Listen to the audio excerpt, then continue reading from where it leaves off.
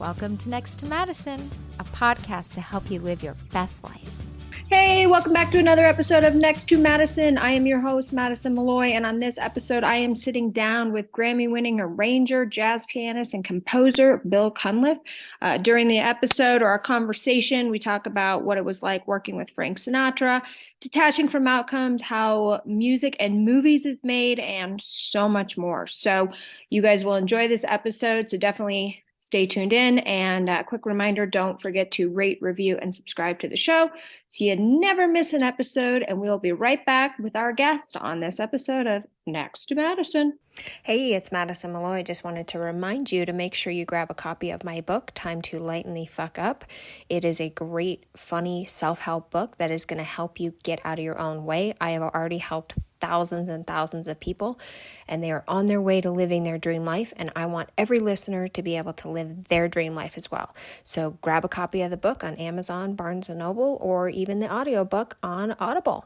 Now back to the show.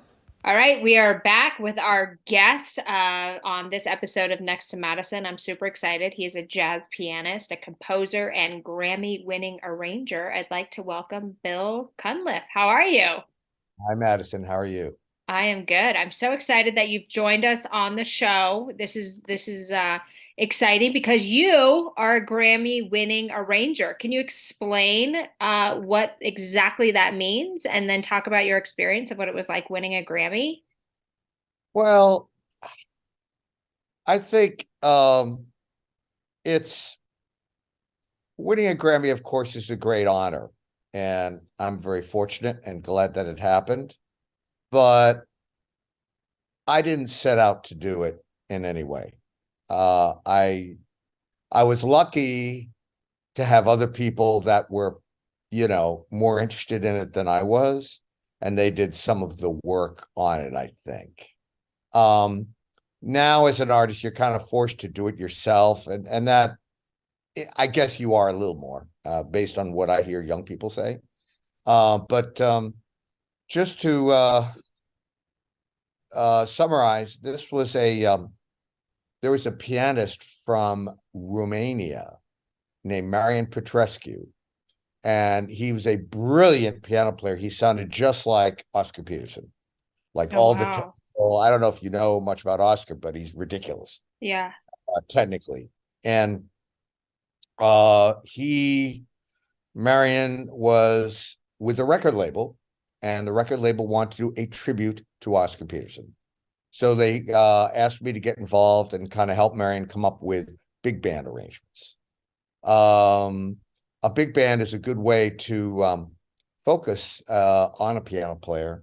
Many of the great big bands have had piano players that were kind of on a certain level the centerpiece of it. Gene Harris big band, McCoy Tyner big band, Count Basie big band, because the big band is like this, and the piano is small, so it's a nice Tom and Jerry thing that goes on, which is really fun. Tom and Jerry was a cartoon from the 60s with a cat and a mouse. And yeah, I remember Tom and Jerry. Oh, you're not old enough to, but that's okay. Yeah, maybe the reruns then. Yeah, I think it was reruns when I saw them. Yeah. But so they, I with the producer George Claben and myself, we got into these discussions about what songs to pick, and a lot of them, he being the producer and having most of the money, there's a bit of a give and take that's required to do this sort of thing. We settled on a few good tunes, that were kind of Oscar things. But I worked for quite a while, for about a year and a half. It felt like a lot longer. Just kidding. With the great Buddy Rich. And that's when I worked with Frank Sinatra. And with Buddy would have, at the end of the set, these suites. And they would go on for about 15, 20 minutes. They were kind of episodic, big quasi things. They were not just pieces. It was like a symphonic movement, And one of Buddy's was called West Side Story, and it was, of course, the Leonard Bernstein music. And Oscar Peterson also did a West Side Story, a whole record. So it was a great record, but it was long. It was like 40 minutes. It was the whole record. And I said to George, you got to do West Side Story. This would be great. It's one of Oscar's greatest thing. It Yeah. would really excite the audience, and I would do something a little bit different with it. He says, no, that can't work. It's too long. It's too long. I said, well, we do it the way Buddy Rich did it. You crunch it into a 15-minute suite that kind of, it's like a greatest hits.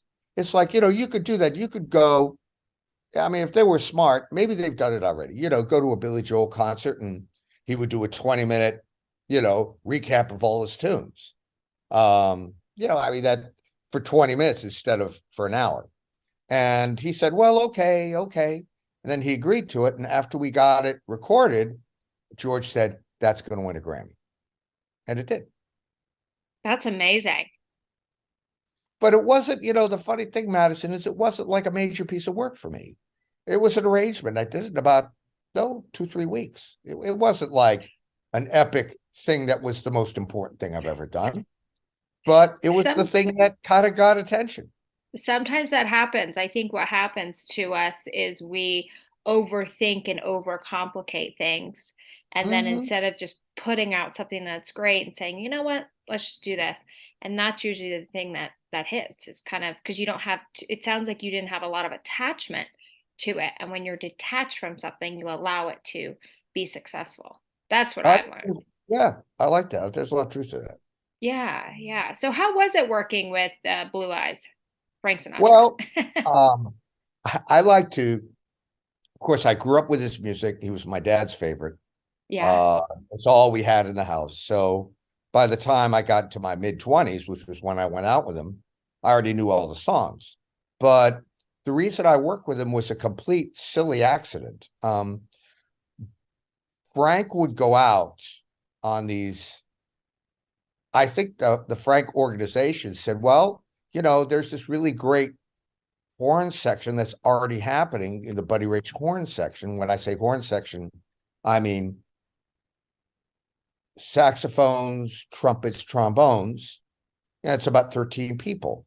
And rather than in every city find new guys and have to pay them union wages, let's just get Buddy's band and we'll pay Buddy and they'll do it. And they're already tight and they're like following us from city to city. And because they had played the music before, it would be better than having, different people in every city. Now you have the same band in every city. So they would just call Buddy's office and say, well, we're going to be in Denver. And Buddy's office would get a couple of gigs in Denver. And that's what we would do. And we loved it because Frank would put us in really nice hotels and, we treated everybody really well. But I was not involved in that initially because the bass player, the drummer, and the guitar player and piano player of Frank were on the road with him. Yeah. So we would just try to hang out. But there was this one tune. Quincy Jones wanted to produce Frank, and Quincy had a song called L.A. is My Lady. L.A. is My Lady is not a major hit song for Frank Sinatra, but it's there. You can go see it. And, it's a capable song. I think they were trying to do New York, and they didn't quite make it, right? Okay. I mean, because New York, yeah. is like, still so popular. Yeah. I mean, initially my way was Frank's Closer, right, in the 60s and 70s. But then when he started singing New York, that became the closer. And that is the thing that Frank would always end the show with. But L.A. is My Lady was an attempt to come up with another one. And it had an electric piano part on it. Interesting. And they said, hey, we got this kid over here. He's not doing nothing. Let's have him play piano. So I did. So I played like about 50 gigs with Frank, just sitting in the back, playing a very nondescript, quiet piano and not getting in anyone's way. And that's how it happened. I never really talked to him at all. I never met him. I only sat there in the back of the band and played my part. So you never met him? No, a lot of the horn players never met him either. He would go, "Hello, gentlemen," or "Hi, guys," and that was it. He didn't know anybody in the band except for his rhythm section, piano, bass, drums, guitar, and you know. And do you think that is that pretty normal for musicians not to know who's behind them? Um, there's kind of two classes. There's the rhythm section, and the the singer knows who they are. But if you're just a violinist sitting in the section at Universal Amphitheater, no, Frank's not going to know who you are. Michael Yeah. Bublé doesn't, or Seth MacFarlane, they don't know who the viola players are. Doesn't matter. Yeah. Yeah. Interesting. So So I was you kind of on that level, yeah. Well, that's very interesting. So but it was you've fun. I love the music. I love doing it. but and such a cool thing to say too. It's like Frank's such a legend. You can be like, yeah, I played piano with him at Yeah, some right. of his That's why I do it. yeah. Yeah. That's hilarious. So you've also composed music for films, correct? Yes. So tell I've us done about about how that works. how it works. Gee whiz. Um, Keep it brief. Obviously, we're not teaching a composing class, but just kind of, yeah, the yeah. background of it. Well, it's changed. It's I think well, basically what you do is you're given a copy of the film, Hmm. and it's easier now than it used to be, actually. It used to be there were all these technical things you had to do, like time code, where recording tape had to connect perfectly to videotape. And if there was a dropout, your timings would get all off. But the way it's done now is that a composer will get a copy of the film, just downloaded file, um, usually with dialogue. And it's even better if the sounds are already in there. They call it Hmm. Foley. Like, Okay. like if two people are kissing and stuff, you'll have someone back there going, ugh, ugh, making sound, right? Because they don't always record all that as it's going on, right? Very Yeah. often you do all the dialogue because they want to get it just so it can be heard really well. So, anyways, you get this thing, then you put it in what they call digital audio workstation software. And that way you can find timings. In other words, what is the pace of this thing? Let me give you an example. I had the one film I did that really made some impact was called On the Shoulders of Giants. And it was produced by Kareem Abdul-Jabbar. And it was the story of the Harlem Lorenz basketball team. It was probably the finest African-American touring basketball team in the country. And he wanted me to write the music for it. And he said, "Bill, what I want is jazz. And I want like 1930s, 1940s jazz, big band," which I love that stuff anyway. So I was the ideal guy to do it. Yeah. Um, they gave it to a more high-end guy, and he never got it done because the money wasn't really that good. In fact, I lost a couple of grand to do it. And Oh. that's often the case with jazz gigs. Sometimes the gigs you want to do the best and that are the most fun, you lose the most money on. Yeah. Duke, Duke Ellington, Yeah. he So lost money on that big band all the time, but he went out and did it because he had the money from all those tunes. He could afford it. and So he loved it. continuing, he did. And it helped him create more tunes that Yeah. maybe made more money later on. So you know what? The musician is investing in his career. The lawyer just wants to get the money right now. Because the lawyer doesn't maybe know, oh, if we invest in the big band and they tour for a year, they might come up with some great music. Lawyer doesn't really know that. Musician does. Yeah. Anyway, back to the film. So I'm hearing this film and I'm hearing the basketball. Boom, boom, boom, boom, game.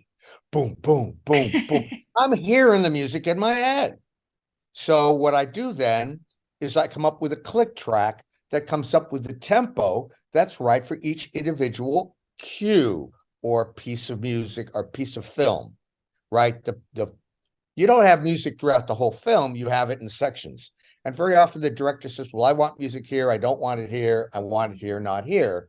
Sometimes the composer is involved in that decision, and that's cool. It's even better if they are. So I would come up and write 2, 3, 4 minute pieces and try to make them fit with what's on the screen. Nice. And those are called demos. And I do them on piano or on synthesizers, and the click track is there. So I write the music out on paper, prepare the parts, for a big band. I go into the recording studio, the click track is going, and we play the music, and hopefully it goes great. Yeah. Well, that's cool. And then what about the familiar songs, the top hits that end up in movies? Like those are all licensed out? That's complicated. So Yeah. that's not really the composer's job. That's the producer and the owner of the film. They have to get permission to use those, and they have to pay money for them. There's a beautiful film called a song called the Samuel Barber Adagio for Strings. It's a gorgeous piece of music. So they made a movie a number of years ago called Platoons. Okay. Very gory movie. So the guy had the idea, well, let's play the Samuel Barber Adagio for Strings underneath these guys going, oh! All these people getting shot and the sounds of rifles and the Samuel Barber Adagio for Strings underneath it. Guys, ruin that song for me. I can't even think of that song anymore without thinking of a bunch of people dying and getting strung up on those cages that the Viet Cong had and everything. Oh, God. I know. That's the problem is music. It's a free society. The Samuel Barber, they gave him the rights. So the Samuel Barber Publishing knew what they were doing. He only died in the 70s. So they have the rights to do it. Yeah, no, it is crazy. Yeah, because music, it always strikes an emotion. When you hear a song, especially like a song from years ago, it brings you back to a memory. And obviously people connect with music so much because of those memories. But yeah, some of these films can really ruin it. Yeah. Like I remember the song, what was the song? I forgot who sings it. Wild Horses. Wild horses couldn't carry me away. Yeah, who sings that again? It's a great song. I have an instrument in my pocket. But when I hear that song, all I can think of is Reese Witherspoon and Mark Wahlberg being naughty on a roller coaster. So that's all. That's funny. I was like, what the Wild heck? Horses song. Yeah.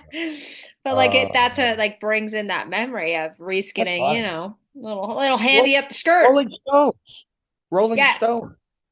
Yes. So that's how music and films can be very impactful, is that they create this vivid image or vivid kind of, imagery. You know, you know what I mean? So I got to ask you, in your whole life or your career, whatever it is, what's the best advice you've ever received? Oh, I mean, there's a few things.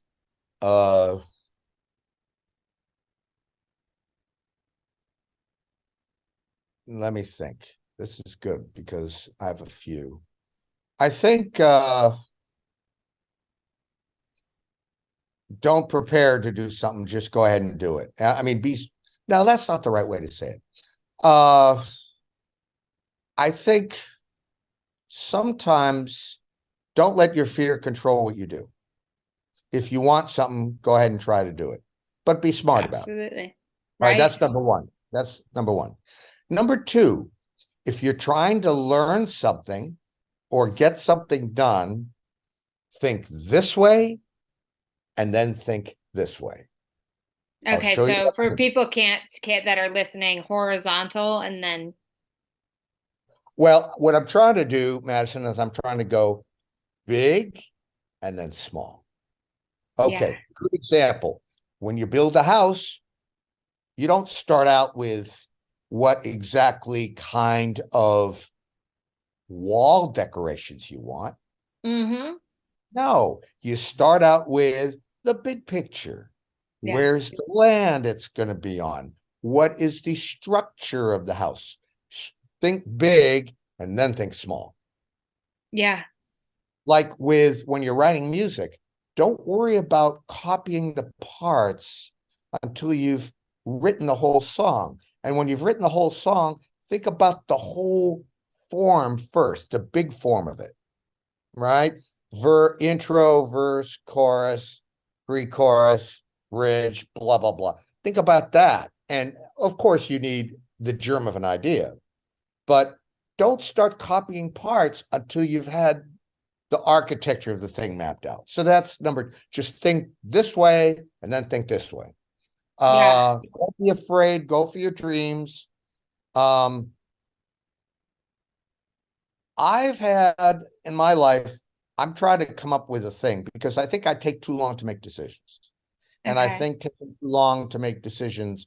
So it's realizing what your strengths and weaknesses are. I think you need to be frank with yourself. It takes me too long to make decisions sometimes. And I've lost opportunities because of that. So Do you that's think it's because you're just overthinking, overcomplicating? Yep. And a little bit afraid. Again, it's fear again. So let's go back to our first quote you told me. Don't let the fear control you. Yep, that's a good one.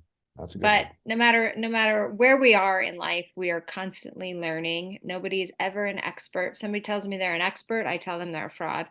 Because you're never an expert. You're always learning new things. Well, that's true. So, but let the fear go aside and open your And mind, right? here's another one, a corollary of it that relates to it.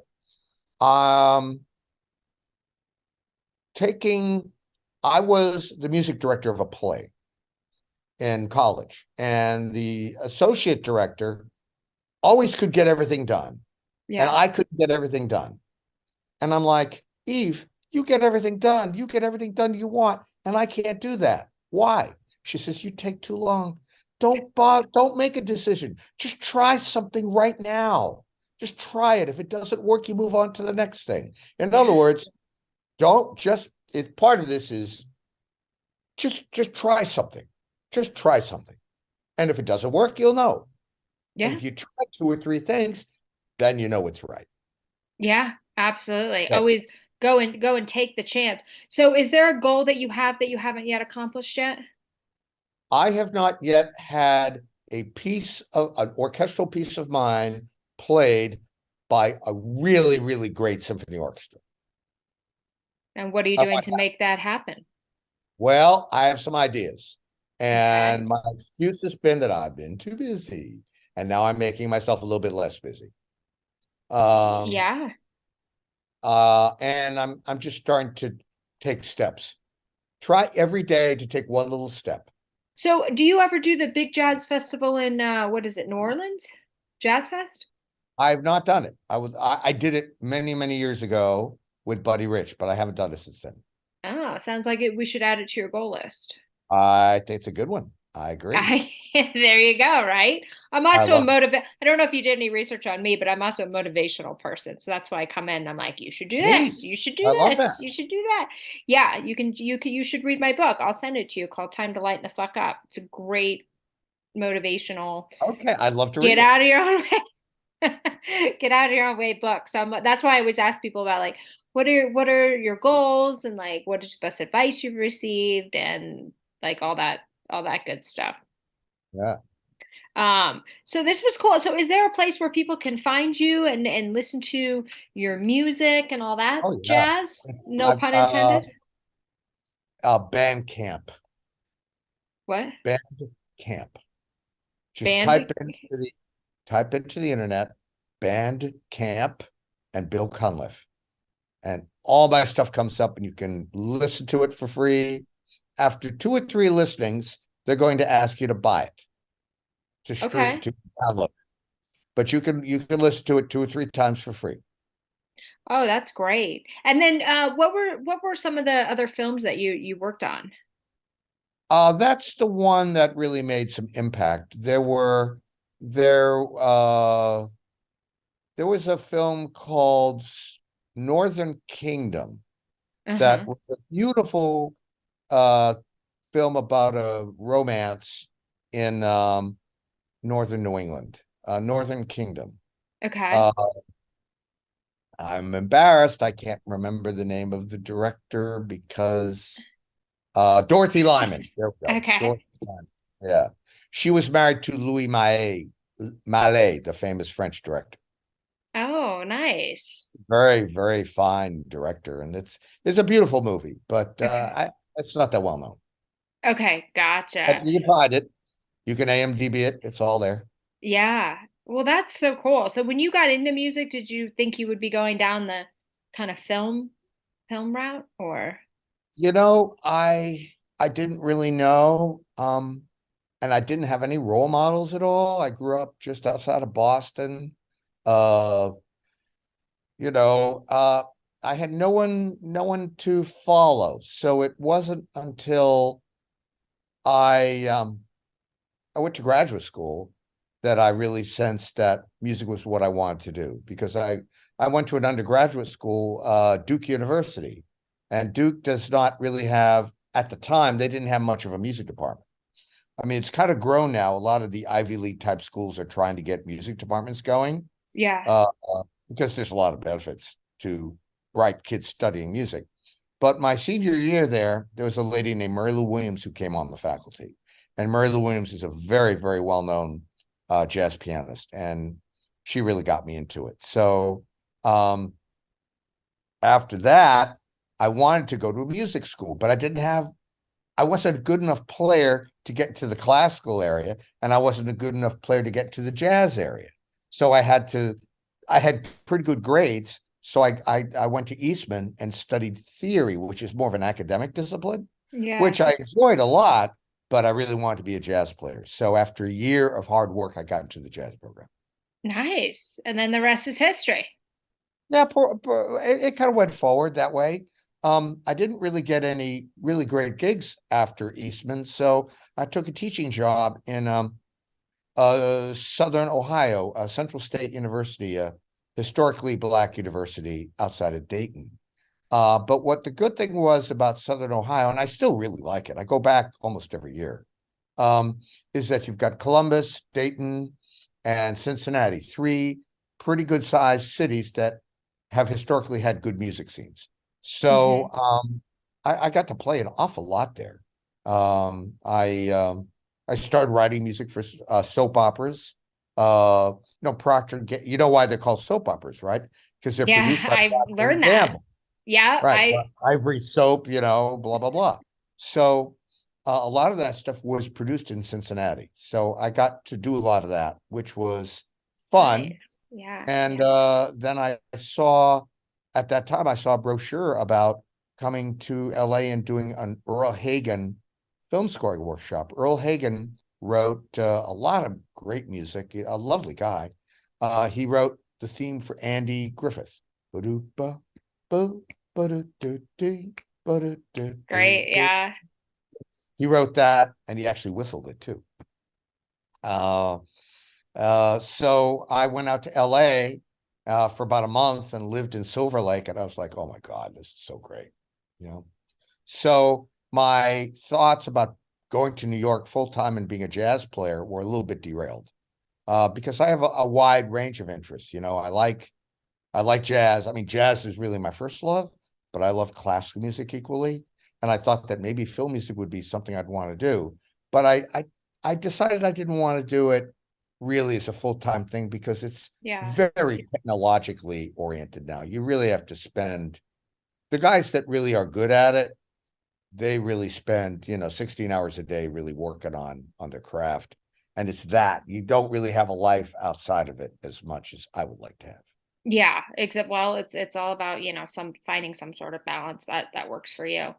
Right. Which is always important. Well, this has been great. Thank you so much for coming on and sharing your Frank Sinatra and Grammy stories and music stories and all that good stuff. Great. Madison, I look forward to reading your book. It sounds like something that might help me in my transition. It will. I'm big on goal setting. I was on a TV show saying this is how you set your goals and this is what you do to do it. Goals on one side, action plan on the next. Focus on the action plan. The goal will naturally fall into place. Now, what happens if you have emotional things that get in the way of your goal setting? If you say, "Oh, I don't deserve it," I'm not worthy of it. I could never do that. What are your Limiting beliefs. rules? Say it again. Limiting beliefs Yes, that's right. is what they call them. Well, Yeah. you need to reprogram your subconscious mind because that's where those beliefs are coming from that probably got imprinted when you were a child, which is most Uh-huh. of where our blueprint programming comes in. So the Yeah. most important thing is right before you fall asleep and right as you wake up, your brain is entering what's called theta mode, which then when you're sleeping, your subconscious mind is programmed. So you've got to reprogram that. So right as you're falling asleep, sometimes you can plug in and listen to positivity affirmations or whatever it is that's holding you back. You say, I don't feel I'm good enough for X. We'll switch it around and say, I am the most successful movie music producer. I am wealthy. I am free. I am this. And you have to make a conscious effort before you go to bed. You don't have to say them out loud. You can just be thinking them in your head. And then Yeah. when you wake up, do it again and gratitude. And you're going to start reprogramming that that belief, that false belief that you have about yourself.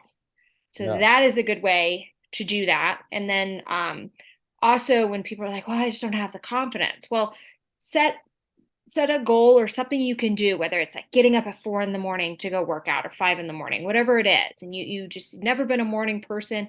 You put your mind, I'm going to get up at 5 a.m. for 2 weeks in a row, and you have to do it. And it'll show you how powerful you are. And when you start doing that and you're like, wow, I can do this, you build confidence. So those are some ways Yeah. that can help. Did you ever read the book The Artist's Way? Or I have not. I feel like That's I a should. that's, I've got so many books in my Audible right now. It's so funny. It's like all these yeah. kind of self-help fun books. Mine are all about like, money and success and but Yeah. I do love it. The Fear is two a most topic I want to yeah. conquer as well too, because I think that's a big one, and maybe that'll be my next book. Yeah, my favorite self-help books, there's two of them. One is called The Artist's Way, and what she does rather than reprogramming, she wants you to in the morning to take the garbage out by doing Mm. morning pages. And I did them for about 5, 6 years. You write for three pages of stuff, and then you're taking the negative shit and you're expressing it, not throwing it Yeah. away. You're expressing it. And that is an interesting way of maybe opening up and having you see it's more like your thing sounds like acting. And this is a little more like taking out the trash. Yeah, it's like a mind dump, which is hard for a lot of people to do, I think, because they're thinking, well, what am I Right, going to right. write? And it's like, well, just let That's right. yourself write. Like any thought that comes in, like, Right, ugh, my pants are tight and fat. Like right, that right. happens. Yeah. Then the other book that I think is really important is Flow by Mihaly Csikszentmihalyi. Okay. Flow, Flow, because what he describes is a state of being that you want to be in. And the Mm-hmm. state of being that you want to be in is time compression, where you realize that 2 hours have gone by and it's only felt like half an hour. How do you do that? By being involved in something like this. I looked at this and 50 minutes have gone by and it felt real quick. Yeah. For me anyway, Yeah. because I was in flow mode with you. Yeah, exactly. Yeah, that's So, true. so flow mode it's just identifying the right feelings so you can maybe look for it and anticipate it and try to create it. I love that. So yeah, you Yeah. guys, besides my book, go pick up those other books. Yeah, there's Yeah. so many good books out there. I just bought like 4 Audibles because I like to listen to them at the gym. Yeah. Or like when I'm walking my dog. And some of these books are like 9 hours long. A lot of Yeah. information I in them. cheat. I cheat. I go on my I put them on YouTube and I go 1.25. Oh yeah, So you I'm can do that on Audible too.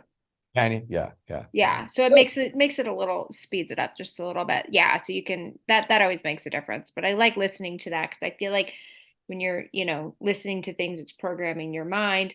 I had and I tell people that when they're really struggling and they'll come to me for advice. I'm like, so what are you listening to? And they're like, what do you mean? I'm like, what kind of music's playing in your car? What stations are you listening to? What's on your headphones? And they'll start saying, oh, well, I listen to this or I listen to this. And I said, most of our music, unfortunately, music business is a pretty dark world. It has a lot of negative subliminal messaging and you don't realize it, but they're really programming your mind in a very negative way, creating fear and lack and things of that sort. So you have to be very careful of what you listen to. I see. And they were like, I didn't even think about that. I'm like, yeah. So if you're somebody who's depressed over a breakup and you're listening to, Taylor Swift songs or Kelly, whatever those people that used to write breakup songs about, you're going to be like, why do I still feel so sad? It's like, well, change the shit you're listening to because it does program you. Adele makes me feel kind of sad. Just the sound of her voice. Yeah, she's so talented and so amazing. But yeah, some of her songs, Lady Gaga, like I like her stuff to like dance to, but like if you start listening to the words, some of the words are beautiful, but some of the other songs are just a little bit. And I never really was aware of this, but it's like everything you're listening to, you're absorbing in your mind. And when I started really paying attention to the words of the songs, or like if I see a Grammy artist performance that I feel is a little demonic, I'm like, I don't want that subliminal messaging coming through. It's dark energy. So like I won't listen to it anymore. So I'm very Yeah. careful about what goes in my head and what I listen to and what I take in, which is why I Sure. try to tune the news off all the time because it's just negative crap that's not solving anything. Yeah. Um, but yeah, I always tell people, I'm like, Christian music, if you are feeling sad and you're struggling, just listen to Christian music. You can never go wrong. I never like listened to Christian music, and I was having a really hard time last year where I just didn't, I felt like I was struggling with something. It was like right before I was writing my book.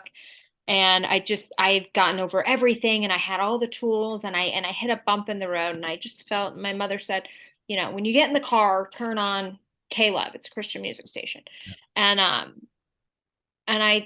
was like, whatever, blah, blah, blah. And literally I turned it on. It's like the song for me. And it literally was a song about like God helping you write your book. It was Oh, that's bizarre. good. It was so bizarre. And then I would listen and I would start listening to that more and I just felt better. But I'm so careful about what I listen to. I'll walk out of like not walk out of conversations, but like if I feel there's like negative stuff, I'll just be like, oh my gosh, I'm just not feeling good. Does anyone have a tampon? I gotta go to the bathroom. Just an excuse to get out of there. Right. Without making it obvious. But I was like, this is some dark shit and I don't want to be it because you have to be so careful. And music has the power to heal and it has the power to destroy. So, Mm. and I'm sure you know that being in the business. Yeah. Yeah.